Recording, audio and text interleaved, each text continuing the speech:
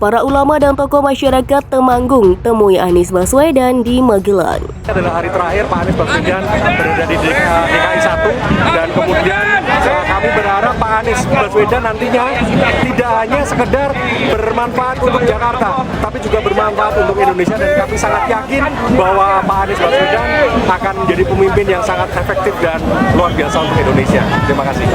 Anies terlihat makin panik. Surveinya konsisten terjun terus. Untuk dapat perhatian, dia serang pemerintahan Jokowi secara membabi buta. Dari soal data jalan yang dibandingkan dengan era SBY yang terbukti abal-abal, Anies juga nyinyir ke Ganjar soal hobi lari pagi dan postingan foto. Semua itu hanya membuktikan Anies munafik yang makin panik. Mesti ada pihak yang mengkritik Jokowi dan mesti ada pihak yang membela Jokowi, nggak ada soal kan? Jadi itu pentingnya tuh. Nah kalau kita lihat pertarungan ide itu, kita masih boleh menduga bahwa tentu Anies dan AHY berupaya memberi kritik secara akademis karena dua-duanya akademisi itu dasarnya begitu. Jadi yang diperiksa adalah logik dari public policy, kan itu dasarnya kan. Yang seringkali juga ditujukan pada saya, Rocky Gerung itu hanya mengucapkan kritik secara akademis, solusinya apa?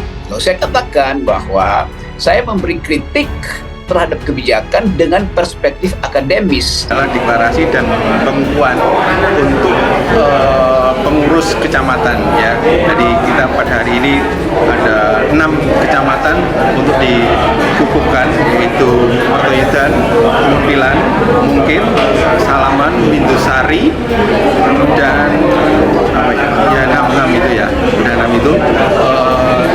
Hari ini kita kukuhkan pengurus-pengurusnya. Sulit memecah suara Ganjar di Jawa Tengah. Yang bisa memecah suara Ganjar di Jawa Tengah siapa? PDI Perjuangan. Kalau dia nggak dukung, kalau PDI nggak dukung Ganjar. Tapi kalau Anies agak sulit. Potensi Anies memenangkan Jawa Barat besar dibandingkan Ganjar. Jawa Tengah adalah Ganjar. Nah, Jawa Timur berarti variabelnya. Tapi bisa juga kalau ini susah hitung-hitungannya, udah kita maksimalkan untuk ngimbangi Jawa Timur, menangkan sekalian Sumatera. Mulai dari medan pergerakannya. Suatu figur pemimpin bangsa yang cerdas, amanah, Pancasilais, dan yang paling penting adalah jelas rekam jejak, rekam karya, dan gagasannya. Menurut para purnawirawan, ini Bapak Anies ini suatu figur yang cocok untuk mengemban atau memimpin negara dan bangsa Indonesia ke depan. Ini kadang saya heran juga melihat problem solving skill ala Anies Baswedan ini. Subsidi itu kan di hilir, sementara permasalahan ada di hulu. Jadi masalahnya di hulu, kok solusinya malah di hilir. Tapi yang jelas, subsidi itu kan populis. Ya memang begitulah Anies. Sama seperti pidatonya di depan kader PKS, berbicara keadilan, mengakses air bersih. Keren ya. Pidato Anies ini semakin menegaskan bahwa Anies memang hebat berkata-kata, tapi nggak becus bekerja. Jadi nanti satu waktu kalau dikatakan bahwa apa yang sudah dibikin sama AHY, apa yang sudah dibikin sama Anies, harus dikasih tahu bahwa mereka berdua memberi kritik kebijakan berdasarkan analisis akademik, kan itu intinya tuh. Kalau orang kasih kritik asal kebencian kan nggak perlu dilayani dong. Tapi ini ada kritik yang ada basisnya tuh, terutama data ada dan dua-duanya kan terlatih secara metodologi, Anies maupun AHY. Nah pihak lain misalnya jadi masalah tuh, yang membela Jokowi bela dengan cara apa? Harusnya juga bela dengan cara yang metodologis kan, bukan sekedar Jokowi udah berhasil ini yang membuat Indonesia bangga tuh. Ya mesti disebut bangga apa tuh? Kita bangga pada diri kita sendiri. Sementara luar negeri menganggap itu presiden nggak ada apa-apanya tuh, nggak bisa masuk dalam forum internasional. Itu balancingnya di situ tuh. Kan ucapan terima kasih kepada Mas Anies yang sudah membangun Jakarta dengan baik, dan kita istilahnya memanggil memanggil Mas Anies untuk menjadi pemimpin nasional, menjadi presiden di tahun 2024. Berarti ini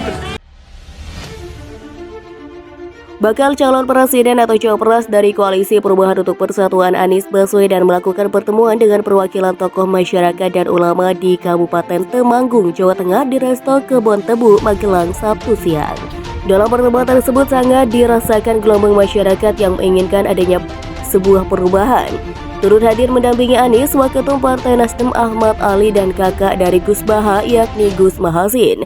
Salah satu tokoh masyarakat yakni Taufik Hartono dari Temanggung menyebut jika sosok Anies telah mempererat hubungan antar kelompok masyarakat termasuk Nahdlatul Ulama dan Muhammadiyah. Kami merasakan betul bagaimana Pak Anies menjadi sosok yang mempersatukan. Alhamdulillah kami dari Temanggung baru Pak Anies yang berhasil mempersatukan dan mempererat NU dan Muhammadiyah di sana melalui semangat perubahan. Selama ini kita saling pandang, tapi sekarang kita sudah saling rangkul, no border. Karena Pak Anies, insya Allah kita semua akan dilancarkan dalam perjuangan ini, kata penggabungan pers Al-Falah itu. Anies dalam pertemuan kali ini mendengarkan permasalahan dan tantangan ke depan yang disampaikan oleh para tokoh masyarakat di Temanggung. Alhamdulillah kami bersilaturahmi dengan berdiskusi tokoh masyarakat Temanggung terkait apa yang menjadi harapan dan aspirasi mereka, kata Anies. Bakal Capres Anies Baswedan dari Koalisi Perubahan dan Persatuan, Anies Baswedan melakukan pertemuan dengan perwakilan tokoh masyarakat dan ulama di Kabupaten Temanggung, Jawa Tengah. Adapun 19 orang yang akan menemui Anies yakni Kiai Haji Taufik Hartono, Ponpes Al-Falah, Haji Masrik Amin, Ponpes Nida Al-Quran, Kiai Haji Dundardo, ICMI, Haji Imam Subawe, Ponpes Darussalam, Datuk Sufrianto, Dewan Masjid Indonesia, Haji Humam Sabrori, Ponpes Al-Munawar, Kiai Haji Agus Salam, Gus Brahim, GPK, 5 relawan Laskar Aman dan Abu Dardak Batko TPK. Kemudian ada Arif Rois, GPK, Jakfar Kudori, Ponpes Al-Hakim, Kiai Haji Usman Lutfi Muhasim, IPHI, Gus Mafur, Ponpes At-Tauhid, Asia Bangun, Ponpes Darussalam, M. Sodikin, Ponpes Todi Ampuni, Haryanto, relawan Laskar Aman, dan Sunardi, relawan Jarnas.